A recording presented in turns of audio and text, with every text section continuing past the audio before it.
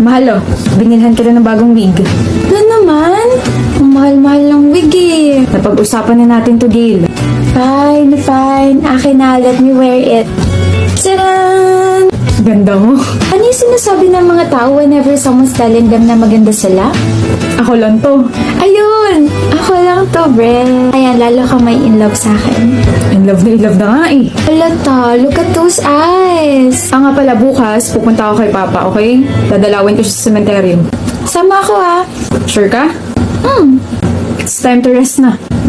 I still wanna talk to you. Mahal, nag-uusap pa rin tayo kaya tulog ka.